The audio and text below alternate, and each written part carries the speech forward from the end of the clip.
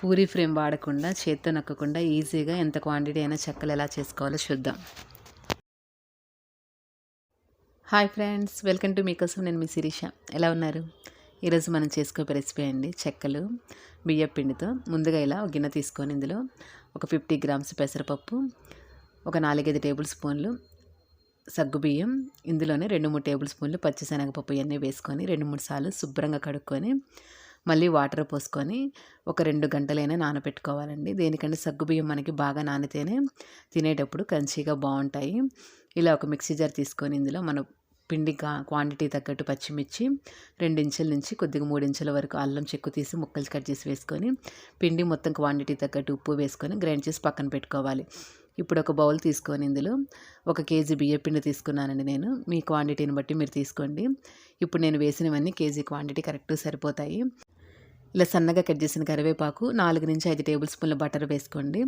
Butter లేకపోతే మన నూనె అయినా కాగబెట్టి పోసుకోవచ్చు. 2-3 టేబుల్ స్పూన్లు జీలకర్ర, ఇవి జీలకర్ర బాగా నలిపి వేసుకోవాలి. ఇలా వేసిన తర్వాత మనం ముందుగా మిక్సీ పట్టించుకున్నాం కదా పచ్చిమిర్చి, అల్లం పేస్టు, అది కూడా అల్లం ఫ్లేవర్ బాగా ఇష్టమైన వాళ్ళు ఇంకొద్దిగా అల్లం ఎక్కువైనా వేసుకోవచ్చు. బాగుంటుంది తినేటప్పుడు మధ్యలో అల్లం ఫ్లేవర్ తగులుతూ.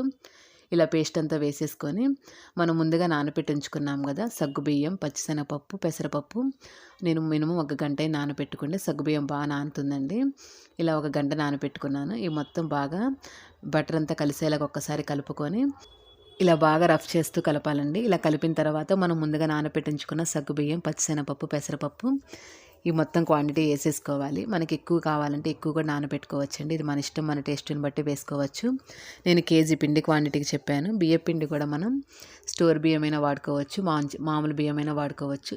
బియ్యం శుభ్రంగా క్లీన్ చేసుకొని మిల్లుకి వెళ్ళి పట్టించుకోవచ్చండి. 2-3 సార్లు కడిగి ఆరబెట్టి ఆ బియ్యం పిండి వాడుకోవచ్చు. లేకపోతే మనకి బయట స్టోర్స్లో బియ్యం పిండి అయినా దొరుకుతుంది. పొడి బియ్యం పిండే వాడుకోవాలండి.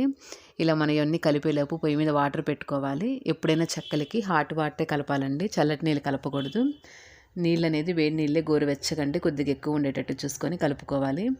ఇలా మనం వేసిన దినుసులన్నీ కూడా కలిసిపోయాయి కదా. ఇప్పుడు కొద్దిగా నీళ్ళు పోసుకుంటూ చపాతీ పిండి ముద్దలా కాకుండా ఇంకొద్ది గట్టిగా కలుపుకోవాలి. మరీ సాఫ్ట్గా కలుపుకోకూడదు. పిండి అనేది కొద్ది గట్టిగానే ఉండాలి. మరీ సాఫ్ట్ కలుపుకుంటే చెక్కలు అనేవి నూనె పీల్చేస్తాయండి. బటర్ కూడా మరీ ఎక్కువ క్వాంటిటీ వేసుకోవద్దు. కేజీకి 3-4 టేబుల్ స్పూన్లు సరిపోతుంది. ఇలా పిండి అంతా కలిసేలాగా ఒకసారి ఇలా టైట్గా వచ్చేటట్టు కలుపుకోవాలి. జారుగా కలుపుకోవద్దు.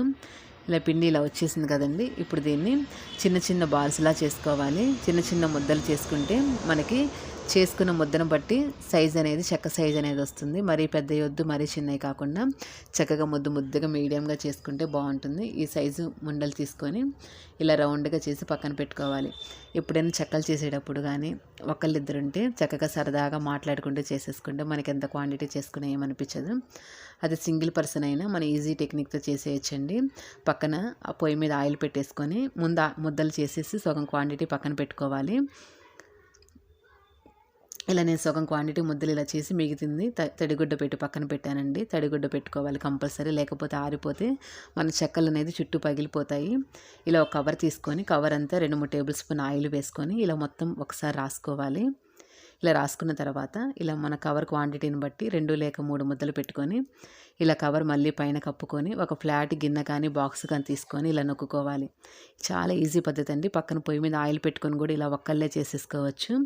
మన పూరీ ఫ్రేమ్ ఉన్న చేసేసుకోవచ్చండి. అది మనం కొంతమంది ప్రెస్ చేయలేక బాధపడుతుంటారు కదా, అలాంటి వాళ్ళకి చాలా ఈజీ అండి. ఎన్నైనా చేసేసుకోవచ్చు చెక్కలు.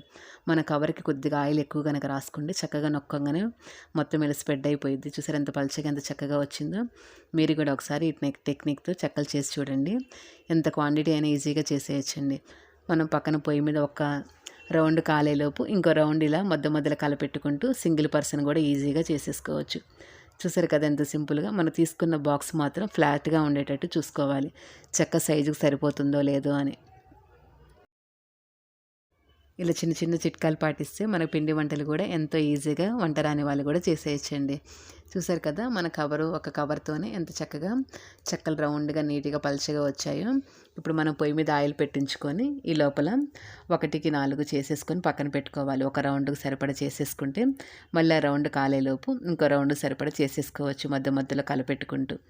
చాలా ఈజీ అండి. నేను మొత్తం చేసిన క్వాంటిటీకి నాకు 150 నుంచి 200 చెక్కలు వచ్చాయి 1 కేజీకి. ఈ సైజులో. ఇలా మనం కవర్ పెద్దది తీసుకుంటే ఒకేసారి పెద్దగా నొక్కుకోవచ్చు. అదే కాకుండా మనం చేసే ప్లేస్లో ఒక న్యూస్ పేపర్ వేసుకుంటే మనకి ఆయిల్ అనేది చక్కగా నేలకు అంటకుండా మనకి పని అయిపోయిన తర్వాత చిరాకు కాకుండా ఉంటుంది. ఇలా ఆయిల్ హీట్ అయింది కదండి. ఇలా ఆయిల్ హీట్ అయిన తర్వాత ఇలా ఒక రౌండ్కి మన మూగుడు సైజుని బట్టి ఒక 8 నుంచి ఒక 10 వేసుకుంటే సరిపోతుంది. సైజు ఇంతకంటే పెద్దది వద్దండి. ఇలా ఉంటేనే చెక్కలు అనేది బాగుంటుంది. ఈ సైజులో చేసుకోవచ్చు. ఇలా మనకి చెక్కల్లో కావాలంటే పచ్చికారం బదులు ఎర్రకారం కూడా వేసుకోవచ్చు. బియ్యం పిండి మనకి మార్కెట్లో దొరుకుతుంది, లేకపోతే మన ఇంట్లో అయినా ఈజీగా చేసుకోవచ్చండి. బియ్యం 2-3 సార్లు శుభ్రంగా కడుక్కొని నీళ్ళంతా వడిలిపోయిన తర్వాత ఎండలో ఆరబెట్టుకొని బియ్యం పిండి పట్టించుకుంటే వీలైనంత మెత్తగా పట్టించుకోవాలి. మనకి ఇంకా అలా చేసుకుంటే ఇంకా టేస్టీగా ఉంటాయి. ఇలా మధ్య మధ్యలో కలపెట్టుకుంటూ మరీ ఎర్రగా కాకుండా లైట్ గోల్డెన్ బ్రౌన్ కలర్ వచ్చేదాకా కాల్చుకొని తీసేసుకోవాలి. చూసారు కదండి, మనకి చక్కగా చెక్కలు కాలిపోయాయి ఒక రౌండ్. ఇలాగే మనము ఈ పక్కన పెట్టేసుకొని సెకండ్ రౌండ్ కూడా వేసేసుకుంటే ఇలా ఎన్ని చెక్కలైనా ఈజీగా చేసేసుకోవచ్చు. ఈ మధ్యలో మనం కలబెట్టుకుంటూ సైడ్ అవి కూడా నొక్కేసుకోవచ్చండి. అదే మనకి డబుల్ పర్సన్ కనుక ఉంటే మధ్య మధ్యలో వాళ్ళు నొక్కుతూ ఉన్నప్పుడు మనము అటు ఇటు ప్లేస్ మారుతూ చక్కగా ఇద్దరు కలిసి ఆడుతూ పాడుతూ చేసేసుకోవచ్చు. ఇలా ఎన్ని రకాల పిండి వంటలైనా చేసుకోవచ్చు. సంక్రాంతికి ఇంతకు మీరేం పిండి వంటలు చేశారో నాకు కామెంట్ చేయండి. ఇలా మనం మూకుడు సైజుని బట్టి 7 నుంచి 8 లేకపోతే 10 అయినా వేసుకోవచ్చు. ఇలా చిల్లులు గెరెట్లో పోసుకుంటే చిల్లులు బుట్టలో మనకి ఏదైనా ఎగస్ట్రా ఆయిల్ ఉంటే కింద ప్లేట్ పెట్టుకుంటే వచ్చేస్తుంది. ఇలా మనము చెక్కలు అటు ఇటు తిప్పుకుంటూ ఒకే లెవెల్లో కాలేటట్టు కలబెట్టుకుంటూ ఉండాలి. లేకపోతే ఒకవైపు ఎక్కువ కాలిపోయి ఒకవైపు తెల్లగా ఉంటాయి.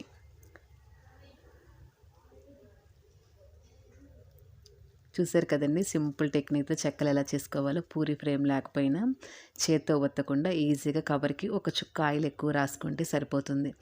ఈజీగా చెక్కలు నొక్కేసుకోవచ్చు. చేయి నొప్పి కూడా ఏం రాదండి, ఈజీగా చేసేసుకోవచ్చు. ఇలా సెకండ్ రౌండ్ కూడా అయిపోయింది కదా. ఇలా మనం తీసుకున్న పిండి క్వాంటిటీ మొత్తాన్ని ఈజీగా ఇలాగే చేసేసుకోవచ్చండి. చూసారు కదా, బియ్యం పిండితో చెక్కలు ఎంతో ఈజీగా ఎలా చేసుకోవాలో. నా వీడియో మీకు నచ్చితే ఇంకెందుకంటే ఆలస్యం లైక్ చేయండి. కొత్త వాళ్ళు నా ఛానల్ చూసినా సబ్స్క్రైబ్ చేసుకోండి. పక్కన బెల్ ఐకాన్ ప్రెస్ చేయండి. మీరు కూడా చెక్కలు ట్రై చేసి ఎలా వచ్చిందో కామెంట్ చేయండి. Thank you friends.